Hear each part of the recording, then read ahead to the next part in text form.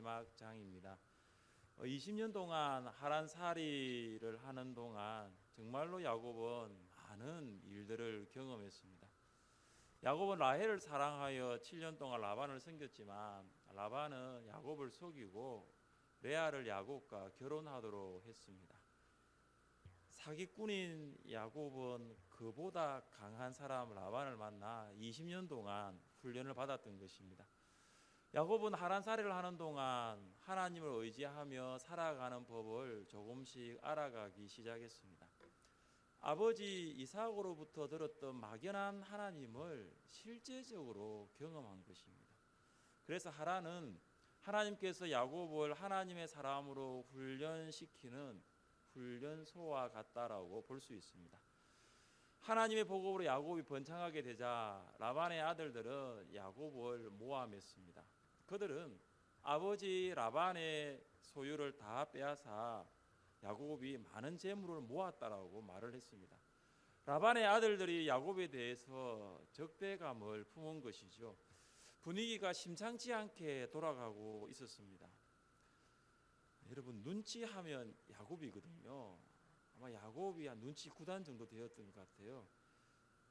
라반의 얼굴을 보니까 평상시 외삼촌 라반의 얼굴이 아니었습니다. 뭔가 다르다라는 것을 직감한 것입니다. 마음에 품고 있는 것은 얼굴로 나타나기 마련이거든요.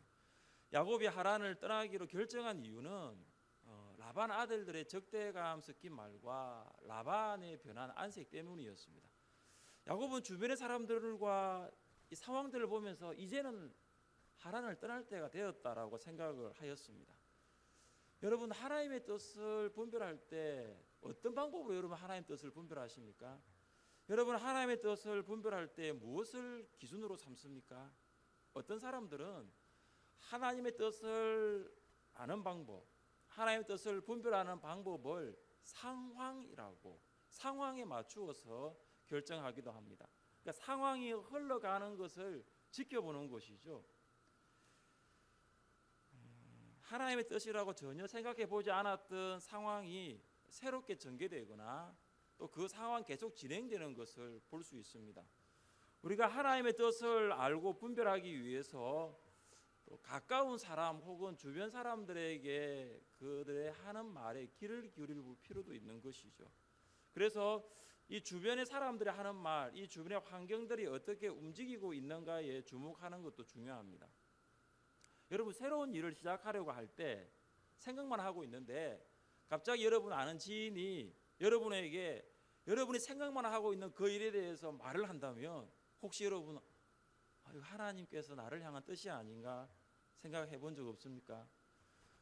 그동안 연락이 뜸했는데 전화도 안 하는 사람이 갑자기 전화를 해가지고 이야기를 하다가 내 마음에 가지고 있는 계획을 그 사람이 이야기를 하면서 하나님의 뜻은 아닌가 그런 생각을 해보신 적은 없습니까?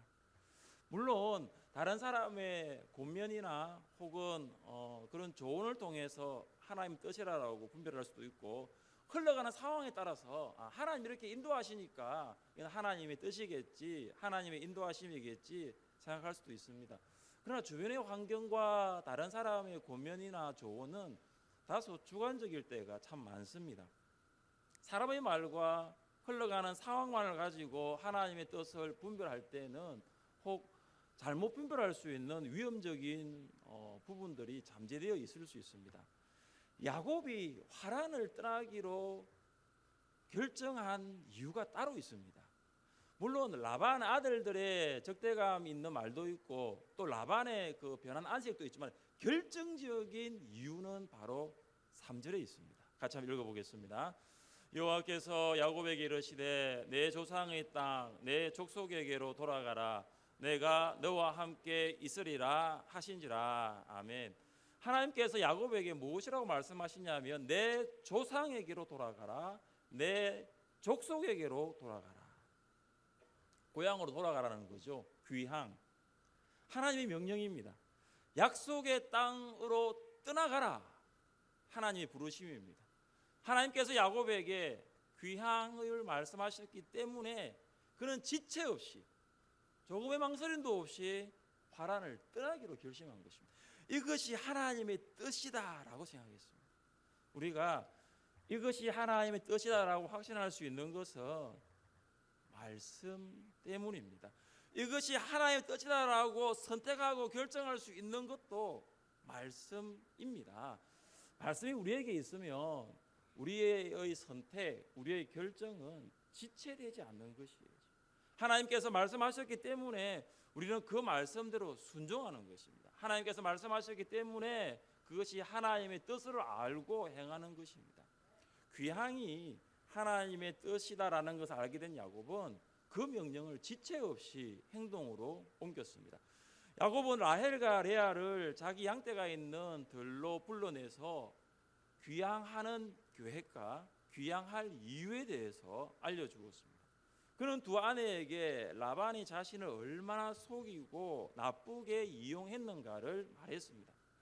야곱은 정말로 힘을 다하여 라반을 섬겼지만 자신이 받아야 할 품삯을 10번이나 변경한 것도 말을 했습니다.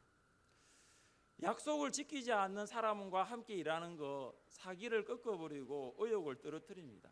라반은 10번이나 고용 계약을 변경하고 품삯을 제대로 지급하지 않는 갑질 상사와도 같다고 볼 수 있습니다. 그러나 야곱은 최악의 조건이었습니다.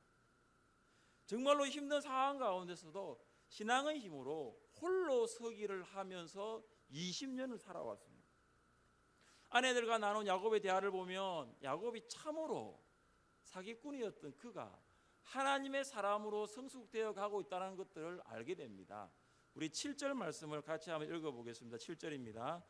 그대들의 아버지가 나를 속여 품삯을 10번이나 변경하였느니라. 그러나 하나님이 그를 막으사 나를 해치지 못하게 하셨으며. 아멘. 사기꾼 야곱은 자기보다 훨씬 더 사기꾼 고수인 라반을 만나서 20년 동안 숱한 어려움을 겪었습니다. 야곱이 형 에서를 속이고 아버지 이삭을 속인 것을 보면 그도 만만치 않은 속임수가 있는 사기꾼이었습니다. 그리고 걷는 사람 위에 뛰는 사람 있고 뛰는 사람 위에 나는 사람이 있다는 말 아시죠?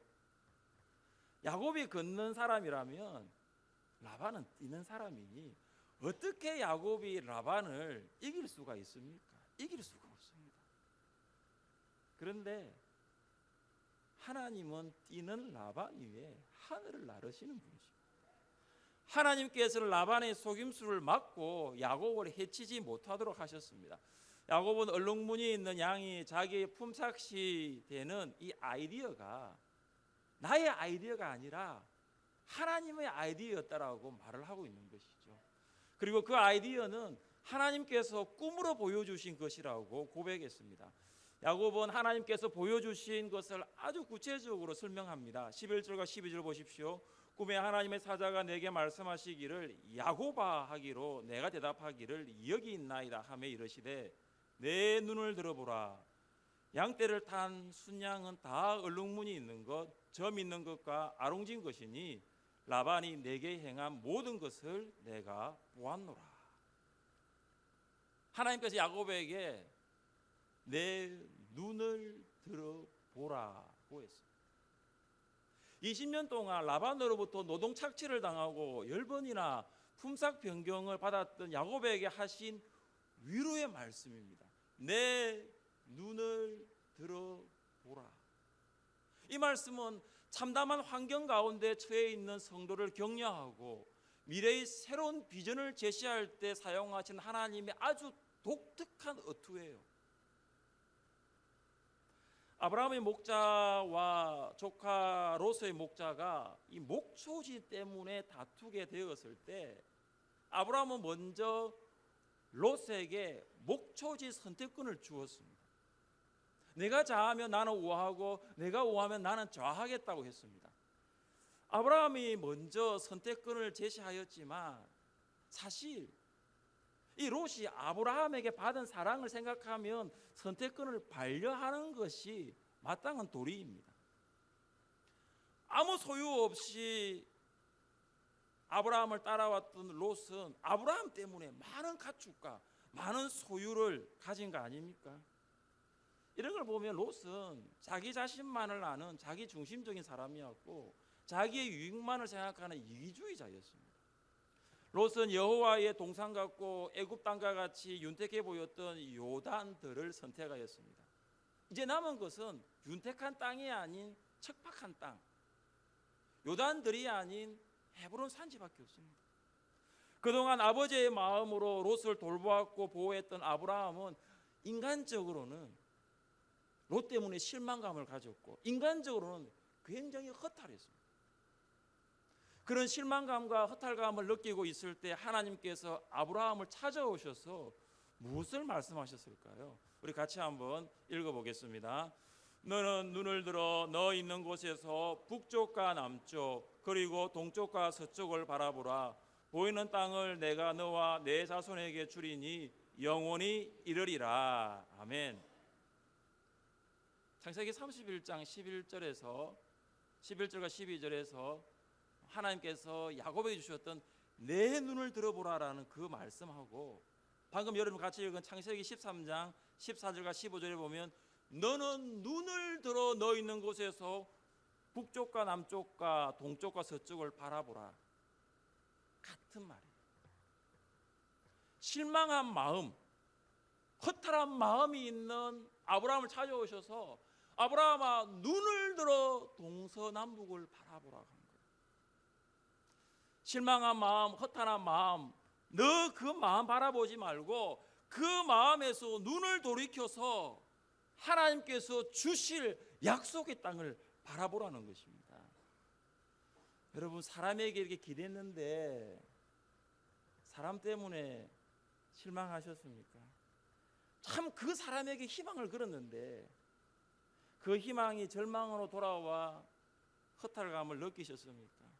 그래서 이제는 다시 내가 사람에게 사랑을 베풀지 않겠다. 이제는 내가 다시는 사람을 섬기지 않겠다고 생각해 보신 적 없습니까? 그때 하나님께서 우리에게 하시는 말씀이에요. 내 눈을 들어보라. 눈을 들어 하나님을 보고 눈을 들어 하나님의 일하심을 볼 수 있는 것입니다. 12절 말씀은 양들이 새끼를 낳기 전에 교미할 때 보여주는 장면입니다. 품삯 계약을 할 때 야곱은 라반에게 얼룩무늬 있는 것과 점 있는 것과 아롱진 것은 내 품삯이 될 것이라고 말했습니다. 라반은 야곱의 이야기를 듣고 난 다음에 얼룩무늬 있는 양들을 다 모아가지고 그의 아들들에게 맡기고 야곱과 아들들의 거리를 걸어서 3일 거리나 되는 만큼 멀리 떼어 놓았습니다. 사람의 힘으로는 도저히 얼룩무늬 양들을 잉태할 가능성은 0%였어요. 그러나 하나님께서는 그런 상황 가운데 얼룩무늬 양들을 잉태하도록 하셨다라는 것이죠.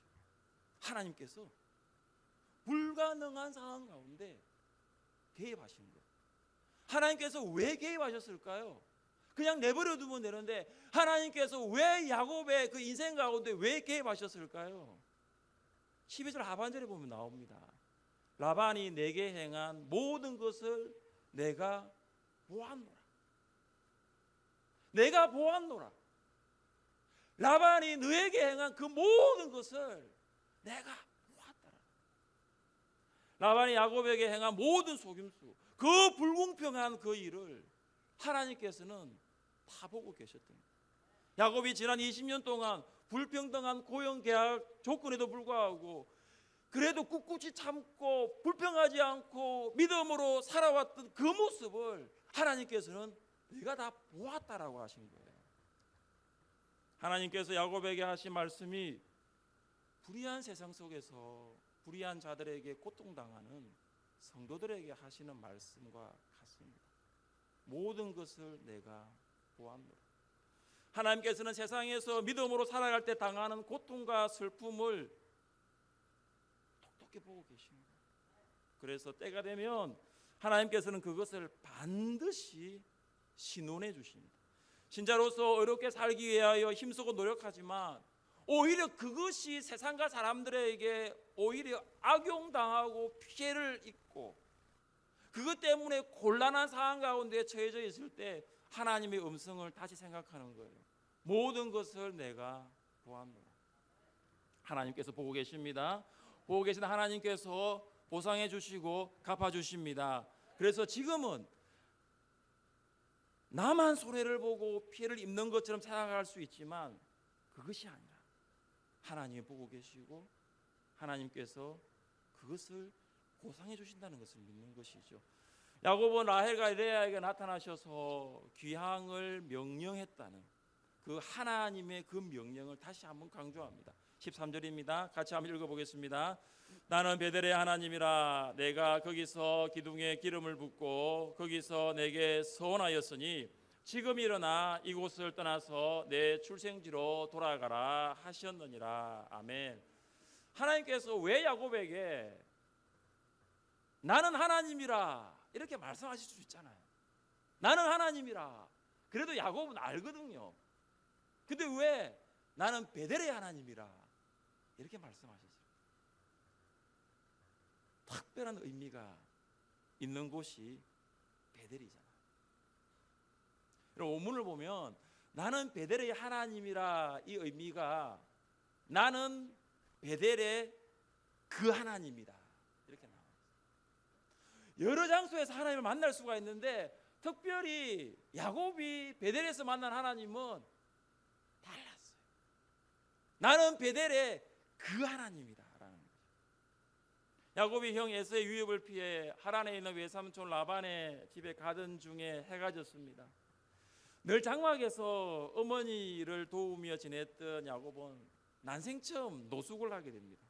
그는 한 돌을 쥐에 베개로 삼고 누웠는데 그 차가운 기운이 아마 피부 심지어 뼛속까지 들어왔을 것입니다. 몸도 추웠을 뿐만 아니라 마음도 굉장히 무거웠을 것입니다. 돌베개를 하고 누운 밤은 두려움이 있었고 외로운 밤이었습니다.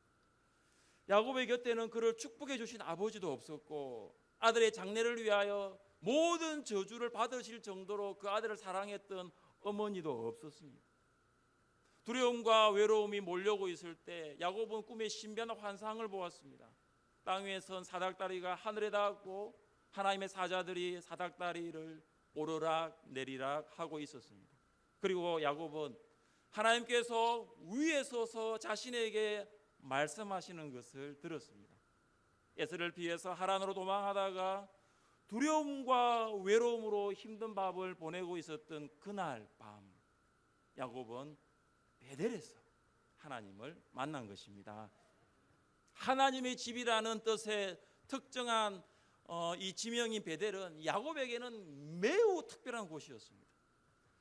야곱은 베델에서 하나님의 약속을 받았고 그 약속에 서원하였습니다. 만약 야곱이 베델에서 하나님을 만나지 않았더라면 그의 인생이 어떻게 되었을까요? 참담하고 비참한 그 20년의 하란살이를 어떻게 감당할 수 있었을까요? 힘들고 어려웠던 20년이었지만은 베델의 하나님이 순간순간 매일매일 나와 동행하신다는 것을 야곱은 경험했습니다. 믿음이 정말 없었던 야곱, 그러나 라반과 어려운 환경을 이기고 견딜 수 있었던 것은 베델의 그 하나님을 만났기 때문입니다. 베델의 하나님은 시간을 초월하는 연계성이 있습니다. 20년 전 야곱의 삶에 역사하신 베델의 하나님은 하란에서도 역사하셨고 앞으로 귀향, 고향으로 돌아갈 야곱의 미래의 삶에서도 역사하실 것을 믿기 때문입니다. 모든 신자에게는 그들이 인생을 살면서 각각 만난 베델의 하나님이 있을 것입니다. 그리고 신자라면 반드시 베델의 하나님이 있어야 합니다. 신자로 살아가면서 베델의 하나님을 만나지 못했다면 그를 참 신자라고 부를 수 있을까요? 하나님을 만나지 않은 성도가 과연 성도일까요? 여러분은 베델의 하나님을 모시고 계십니까? 마음에 감격이 솟아나고 그 베델의 하나님을 생각하며 내 얼굴에 환한 미소를 번지게 하시는 그 베델의 하나님을 만나셨습니까? 베델의 하나님은 신자에게 아름다운 간증이고 소중한 추억입니다. 베델의 하나님이 있으면 현재의 어려운 삶뿐만 아니라 앞으로 펼쳐진 미래의 삶도 결코 두렵지 않은 것입니다. 저는 하나님께서 훈련하시는 한 기간이 끝나고 다른 기간이 시작될 때 그 기간 동안 함께 하신 하나님이 어떤 분이신가를 늘 묵상합니다. 제가 서울에서 사역을 마치고 안양에서 사역을 시작할 때도 그랬습니다. 그리고 안양에서 사역을 마치고 공부하기 위해 출국하기 전에도 그랬습니다. 공부를 마치고 울산으로 귀국하기 전에도 그랬고, 울산에서의 사역을 마치고 하늘샘교회에 부임하기 전에도 생각한 것은 내가 만난 하나님은 어떤 분이실까? 서울과 안양과 미국과 또 하늘샘교회 부임하기 전에 하나님께서 우리 가정을 어떻게 인도하셨는가, 그것을 생각해 보게 됩니다. 베델의 하나님이셨습니다. 하나님께서는 가는 곳곳마다 약속의 말씀으로 인도하시고 그 약속이 이루어지는 순간순간이었습니다. 베델의 하나님은 마치 토기장이가 진흙으로 토기를 빚는 것 같아요. 진흙 같았던 야곱이 베델의 하나님을 만나 가나안에서 하란으로, 다시 이제 하란에서 가나안으로 귀향할 수 있었습니다. 다시 두려움으로 시작할 수 있는 가나안의 귀향이 베델의 하나님이 함께 하심으로 두려움이 아니라 그 두려움에서 기대감으로 바뀔 수 있게 된 것입니다.